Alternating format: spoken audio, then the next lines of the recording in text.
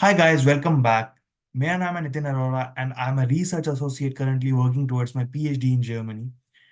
आज की ये वीडियो उन सब लोगों के लिए बहुत इंपॉर्टेंट होने वाली है जो कि जर्मनी में आके अपनी पीएचडी परस्यू करना चाहते हैं। इस वीडियो में हम बात करेंगे कि आप जर्मनी ही पीएचडी क्यों करें, क्यों जर्मनी आपके लिए एक अच्छा ऑल्टरनेटिव ऑप्शन है।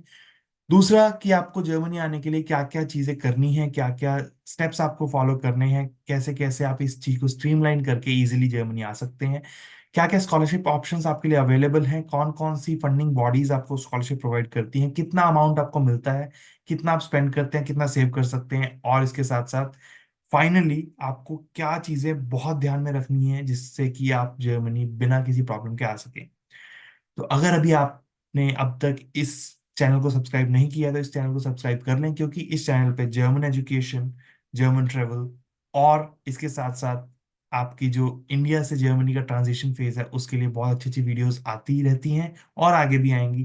तो आपके नोटिफिकेशन बॉक्स में वो वीडियो डायरेक्टली आ सकती है अगर आप सब्सक्राइब कर लेंगे तो लेट्स गेट स्टार्टेड। सबसे पहली बात आती है कि अगर आपने जर्मनी आना है, मैं ये मान के चल रहा हूँ कि आप अभी अपनी मास्टर्स प्रोग्राम कर रहे हैं, राइट।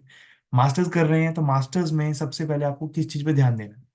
अगर आप जर्मनी में पीएचडी करना चाहते हैं तो आप इंजीनियरिंग, मेडिकल साइंस या किसी भी फील्ड में पीएच मास्टर्स कर रहे हैं तो उस मास्टर्स में आपने ये फोकस करना है कि आपका हर मास्टर्स में एक प्रोग्राम होता है जिसको बोलते हैं रिसर्च मैथोडोलॉजी या रिसर्च स्टैटिस्टिक्स।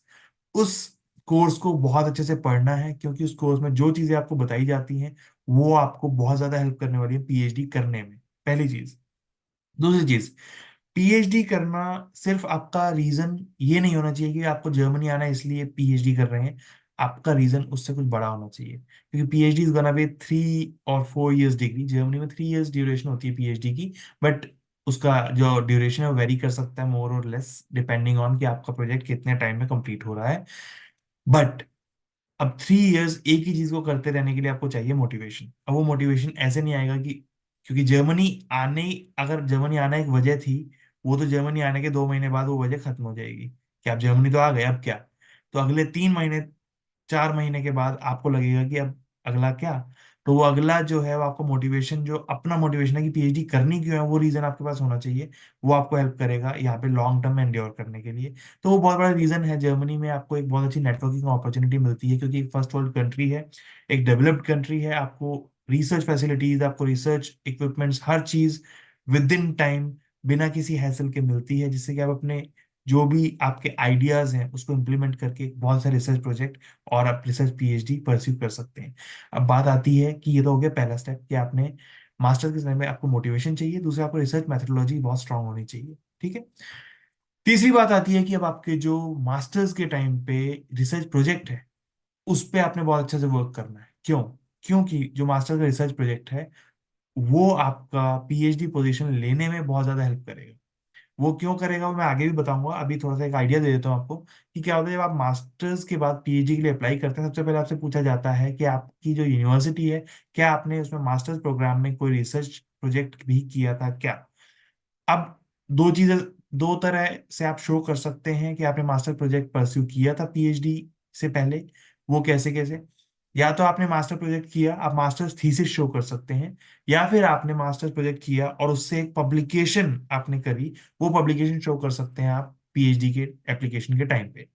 पब्लिकेशन की थोड़ी ज्यादा वेटेज होती है, मास्टर थीसिस की भी अपनी वेटेज होती है, बट स्टिल पब्लिकेशन की थोड़ा ज्यादा वेटेज होती है, क्योंकि पब्लिकेशन का मतलब है कि उस पब्लिकेशन को पब्लिश होने से पहले कुछ लोगों ने, कुछ रिव्यूअर्स ने उसको पीयर रिव्यू किया होगा। अच्छी जर्नल में पब्लिकेशन अगर हुई है तो वो एक क्रेडिबल सोर्स होता है एविडेंस का, जो आपकी क्रेडिबिलिटी को शो करता है। तो कोशिश करनी है कि जो अपना मास्टर्स प्रोग्राम है, मास्टर्स थीसिस है, उसको बहुत अच्छे से करना है, ताकि वो मास्टर्स थीसिस अपने आप में एक अच्छा एविडेंस हो। दूसरा, उससे जनरेट होने वाला जो एविडेंस है उससे पब्लिकेशन हो सके, तो वो पीयर रिव्यूड पब्लिकेशन जो आप है शो कर सकें पीएचडी एप्लीकेशन के टाइम पे। अब इसके बाद बात आती है कि अब पीएचडी एप्लीकेशन करनी कहाँ है, करनी कैसे है, और स्टाइपेंड कहाँ से मिलेगा। तो पीएचडी एप्लीकेशन करने के लिए मैं आपको दिखाने वाला हूँ एक वेबसाइट। जैसा कि मैंने आपको पहले बताया था, एक वेबसाइट होती है डीएएडी। अब डीएएडी की वेबसाइट पे आप जाएंगे और यहाँ जाके आपको जाना है इसके इंटरनेशनल प्रोग्राम सेक्शन में। इंटरनेशनल प्रोग्राम सेक्शन में आपने सिंपली या तो अपना जो कोर्स आप करना चाहते हैं उसका नाम डालेंगे, या फिर आपने सिलेक्ट करना है कोर्स टाइप। फॉर एग्जाम्पल अभी हम बात कर रहे हैं पीएचडी या डॉक्टरेट डिग्री की, तो हम डॉक्टरेट पे क्लिक करेंगे। लैंग्वेज आपने इंग्लिश या जर्मन जिसमें भी करनी है उस पर क्लिक करेंगे। अभी के लिए मैं इंग्लिश चूज कर लेता हूँ। एंड फील्ड ऑफ स्टडी बात करते हैं, फॉर एग्जाम्पल मेडिसिन की, राइट। तो 37 प्रोग्राम्स अवेलेबल हैं, let's see what comes up.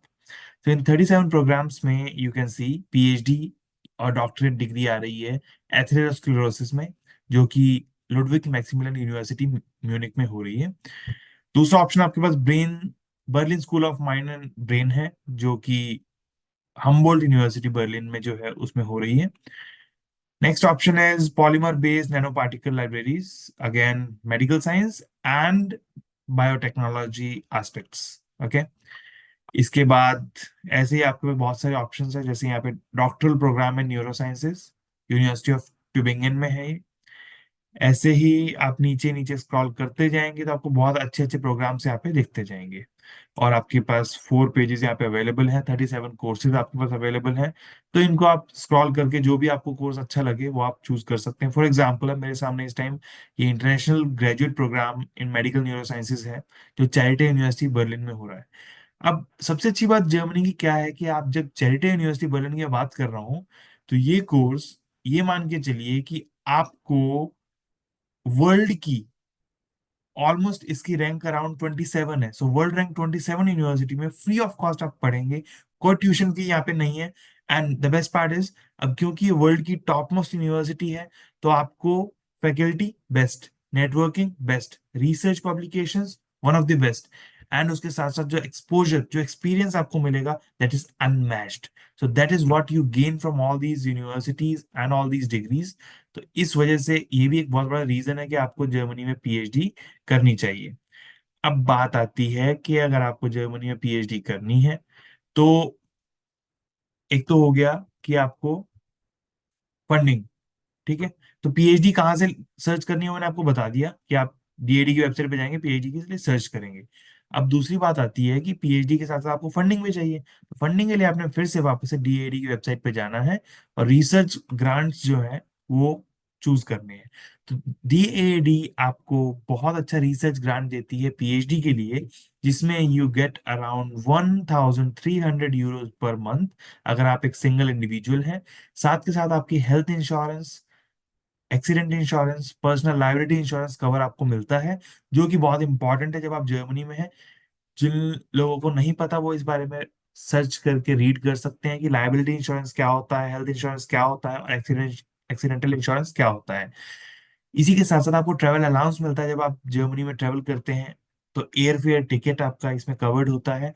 इसी के साथ साथ जो डीएसी कंट्रीज से लोग आ रहे हैं उनको 460 यूरोज एक्स्ट्रा अमाउंट आपको मिलता है पर मंथ। और दूसरी कंट्री से जो भी लोग आ रहे हैं उनको एनुअल रिसर्च अलाउंस जो है 260 यूरोज का मिलता है। That's really good amount. इसी के साथ साथ अब जब आप रहेंगे जर्मनी में, तो आप एज ए पीएचडी स्टूडेंट रहेंगे तो आपको एक मंथली रेंटल सब्सिडी भी मिलेगी, जिस वजह से आपको जो आपका एकोमोडेशन है वो एक चीपर प्राइस पे मिलेगा। और उसके साथ साथ अगर आपके कोई फैमिली मेंबर्स भी साथ में आ रहे हैं, फॉर एग्जांपल आप मैरिड हैं और आपकी स्पाउस आपके साथ आ रही है, या आप मैरिड हैं, आपकी स्पाउस और आपके बच्चे, आपके चिल्ड्रन आपके साथ आ रहे हैं, तो उस केस में आपको उनका भी स्टाइपेंड साथ में मिलेगा। उनके एक्सपेंसेस कवर करने के लिए कुछ अमाउंट आपको दिया जाएगा।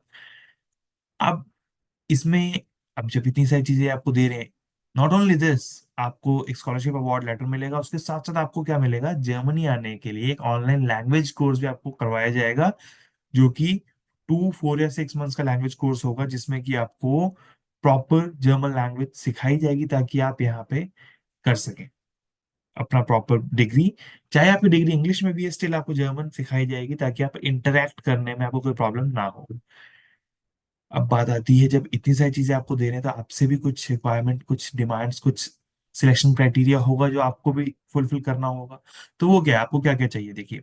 आपको सिंपली एक यूनिवर्सिटी टीचर या एक सुपरवाइजर चाहिए जो आपको डॉक्टरल डिग्री को सुपरवाइज कर सके। दूसरा, आपको क्या चाहिए कि जो स्ट्रक्चर्ड डॉक्टरल प्रोग्राम होना चाहिए। सो जितनी यूनिवर्सिटीज हमने पहले बात करी, उन सब में से किसी भी एक यूनिवर्सिटी को हम चूज कर सकते हैं और उसका डॉक्टरल प्रोग्राम में हम एंट्री ले सकते हैं। अब इसके बाद बात आती है कि आपने डॉक्टरल प्रोग्राम में एंट्री ले ली, आपने यूनिवर्सिटी चूज कर लिया, आपने डिग्री चूज कर ली। अब इसके बाद व्हाट नेक्स्ट। अब अपने सुपरवाइजर के साथ आपने क्या करना है, आपने उनके साथ मिलकर एक रिसर्च प्रपोजल रेडी करना है। रिसर्च प्रपोजल जो है वो आप किस टॉपिक पे वर्क करना चाहते हैं, वो ओरिजिनल टॉपिक होना चाहिए, रेलेवेंस होना चाहिए उस प्रोजेक्ट का, जर्मन रेलेवेंस में, इंडियन रेलेवेंस में, और हर कॉन्टेक्स्ट में फिट होना चाहिए। एंड जिस होस्ट इंस्टीट्यूट में आप कर रहे हैं वो आपको स्पेसिफाई करना पड़ेगा कि कहाँ पे करना चाहते हैं, किसके साथ करना चाहते हैं, आपका फर्स्ट पॉइंट ऑफ कांटेक्ट कौन थे। स्टडी प्लान जो है फिजिबल होना चाहिए, it should not be very vague कि भाई ठीक है मैंने कुछ ऐसा कह दिया कि मैं आज ऐसी कोई स्टडी कर दूंगा अपने पीएचडी में कि इस वर्ल्ड को चेंज कर दूंगा। अब ठीक है, सुन के बहुत अच्छा लगता है, but that's not something that's feasible. It takes time to do things. तो अपना स्टडी प्लान कुछ ऐसा डिजाइन करें कि आप एक प्रॉपर फीजिबल स्टडी करें। अब स्टडी प्रपोजल कैसा होना चाहिए, स्टडी प्लान में क्या क्या चीजें होनी चाहिए, उसके लिए मैं एक सेपरेट वीडियो बनाऊंगा जो मैं इसके इस वीडियो के डिस्क्रिप्शन में ऐड कर दूंगा, वो आप देख सकते हैं बाद में। बट अभी के लिए what you need to know is कि आपका स्टडी प्रोग्राम और स्टडी प्लान जो है वो बहुत फीजिबल होना चाहिए, ताकि वो अनरियलिस्टिक ना हो, जितना टाइम लिमिट आपको दी गई है उसमें कवर हो सके। अब इसी के साथ साथ टाइम लिमिट आपको पता होनी चाहिए कि ये जो फंडिंग है ये आपको 3 to 4 years के लिए मिलती है। हर साल ये फंडिंग आपको रीन्यू की जाती है। और रीन्यू करने के टाइम पे क्या होता है कि जब आपको रीन्यू की जा रही है तो देखा जाता है कि आपने कितने गोल्स आपने बताए थे, कितने फुलफिल कर लिए हैं, कितना पेंडिंग है। उसके बेस पे आपको ये फंडिंग रीन्यू कर दी जाती है। अब जो आपने क्या क्या डॉक्यूमेंट्स देने हैं, तो आपको क्या चाहिए, अपनी एकेडमिक अचीवमेंट सारी शो करनी है, अपना ग्रेड पॉइंट एवरेज अच्छा होना चाहिए। कुछ लोग कहते हैं कि मास्टर्स बैचलर्स में आपको डिग्री में मार्क्स की रिक्वायरमेंट नहीं है, मार्क्स कैसे भी आए फर्क नहीं पड़ते, आपको प्रैक्टिकल हैंड्स ऑन अच्छा जरूरी है, टेक्निकल नॉलेज होनी जरूरी है। बट आई वुड से कि अगर आपको स्कॉलरशिप अप्लाई कर रहे हैं या किसी हायर डिग्री किसी अच्छी कंट्री में अप्लाई कर रहे हैं, तो अच्छी कंट्री इन द सेंस के जो फर्स्ट वर्ल्ड कंट्रीज हैं, जो डेवलप्ड कंट्रीज हैं, उनमें क्राइटेरिया ये होता है कि आपके मार्क्स 70 to 80% से ऊपर होने चाहिए अगर आप एक सिलेक्शन क्राइटेरिया को फुलफिल करना चाहते हैं। तो उससे कम है तो भी आप बाकी चीजें, यानी कि आपका एक्सपीरियंस, आपके पब्लिकेशन से आप उसको फुलफिल कर सकते हैं क्राइटेरिया को। बट स्टिल इट्स बेटर कि जितना आप अच्छा एकेडमिक प्रोग्रेस दिखा सकें उतना बेटर है। जितनी लैंग्वेज आपको आती है उस सबका प्रूफ आपको देना पड़ेगा। और जितना अच्छे से जितनी लैंग्वेज आती है उतना आपको प्लस पॉइंट मिलता है, बेनिफिशियल होता है। कोई भी स्कॉलरली अचीवमेंट्स आपने की हो, कोई पब्लिकेशन की हो, कोई लेक्चर कहीं आपने दिए हो, आपने कोई कॉन्फ्रेंस पेपर पब्लिश किए हो, प्रेजेंट किए हो, तो उसकी इंफॉर्मेशन आप दे सकते हैं। अब एप्लीकेशन रिक्वायरमेंट्स जो है कंट्री वाइज वेरी करती हैं। वो एप्लीकेशन क्या क्या है कि आपको अपनी कंट्री एंटर करनी है। फॉर एग्जांपल अभी के लिए मैं यहाँ इंडिया एंटर कर रहा हूँ और ग्रेजुएट प्रोग्राम एंटर कर रहा हूँ, तो आपको एप्लीकेशन रिक्वायरमेंट इसमें पूरी आ जाएंगी कि क्या क्या चीज़ें आपको चाहिए। एक सिंपल रूल है कि आपने जो है जर्मनी अगर नहीं आए हैं तो आपकी डॉक्टरेट जो है स्टार्ट नहीं हुई होनी चाहिए पिछले 3 साल के अंदर अंदर। अगर आप जर्मनी आ चुके हैं तो 15 महीने के अंदर, 15 मंथ्स के अंदर अंदर आप ये स्कॉलरशिप अप्लाई कर सकते हैं, उसके बाद अप्लाई नहीं कर सकते। लैंग्वेज स्किल्स जो भी आपकी डिग्री में रिक्वायरमेंट है वही लैंग्वेज स्किल आपको चाहिए। तो आपको क्या क्या डॉक्यूमेंट्स चाहिए, आपको अपना सीवी चाहिए, प्रॉपर मैक्स 3 पेजेस का सीवी, उससे ज्यादा नहीं होना चाहिए। बहुत लंबे सीवी जिसमें इररेलेवेंट इन्फॉर्मेशन हो, मेरी हॉबीज क्या है, मुझे डांस करना अच्छा लगता है, अच्छी बात है आपको डांस करना अच्छा लगता है, बट स्टिल ये आपको सिंगिंग अच्छी लगती है, बट अभी आप एकेडमिक सीवी बना रहे हैं, एकेडमिक रिज्यूमे बना रहे हैं, और उसमें हॉबीज बाद में आती है, राइट? क्योंकि आप जॉब एप्लीकेशन नहीं कर रहे हैं, आप स्कूल में सीवी नहीं दे रहे, राइट? अब बात आती है पब्लिकेशंस, तो मैक्सिमम 10 पेजेस आपको पब्लिकेशन के लिए यूज करने हैं। कम है या ज्यादा है, that's up to you. Academic या पर्सनल रीजन, आपका जो जर्मनी में क्या करने आ रहे हो, लेटर ऑफ मोटिवेशन बहुत अच्छा होना चाहिए, उस पर बहुत फोकस करना, क्योंकि ये आपका एक बहुत बड़ा डिसाइडिंग फैक्टर है इस स्कॉलरशिप को लेने के लिए। इसी के साथ साथ आपने एक प्रपोजल बहुत अच्छा रेडी करना है। जैसे मैंने आपको भी पहले बताया कि प्रपोजल जो है अपने सुपरवाइजर के साथ आप रेडी करेंगे, मैक्सिमम 10 पेजेस का होना चाहिए। आपका स्टडी का प्लान क्या है, कौन कौन सी स्टडीज प्लान है आपके पीएचडी रिसर्च वर्क में, कितने टाइम में आप कंप्लीट करेंगे, कैसे कैसे करेंगे। और उसके साथ अपने जो सुपरवाइजर आपको जो सुपरवाइज करने वाले हैं उसका उनका एक लेटर ऑफ कंफर्मेशन कि हाँ I am ready to supervise this person, वो आपको लेना जरूरी है। आपका पीएचडी का मॉड्यूल प्लान क्या है, हर यूनिवर्सिटी का अपना एक मॉड्यूल प्लान होता है, वो आपको पता होना चाहिए। आपकी स्टडी का मॉड्यूल प्लान क्या है, आपकी यूनिवर्सिटी में कॉन्टेक्ट्स क्या है, क्या आप यूनिवर्सिटी में ऑलरेडी एडमिशन ले चुके हैं, तो लेटर ऑफ एडमिशन यहाँ पे अपलोड करना होगा। अगर एडमिशन नहीं भी मिला है दैट स्टिल ओके, आप बाद में अपलोड कर सकते हैं। अगर आपकी यूनिवर्सिटी की डिग्री आ चुकी है, मास्टर्स डिग्री, तो आपको वो अपलोड करनी है। अगर डिग्री नहीं आई है, स्टिल आप ट्रांसक्रिप्ट जो है वो अपलोड कर सकते हैं, डिग्री आप मेंशन कर सकते हैं कि आई अपलोड लेटर।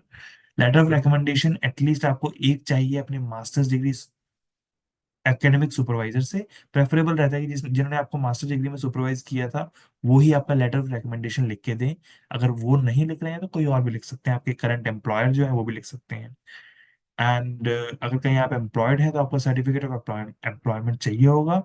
एंड कोई प्रैक्टिकल ट्रेनिंग या इंटर्नशिप आपने करी है तो वो भी आपको इसमें ऐड ऑन करनी पड़ेगी।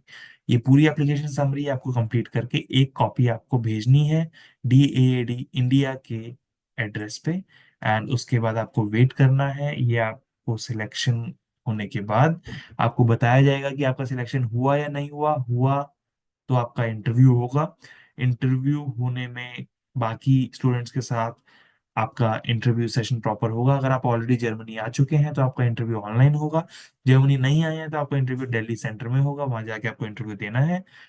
एंड उसके बाद आपका ये कुछ टाइम बाद एप्लीकेशन कंफर्मेशन और आपका इंटरव्यू के रिजल्ट्स आ जाएंगे। बेस्ड ऑन दैट अगर आपको स्कॉलरशिप मिल जाती है तो वेलकम टू जर्मनी, आप रेडी हैं जर्मनी आने के लिए।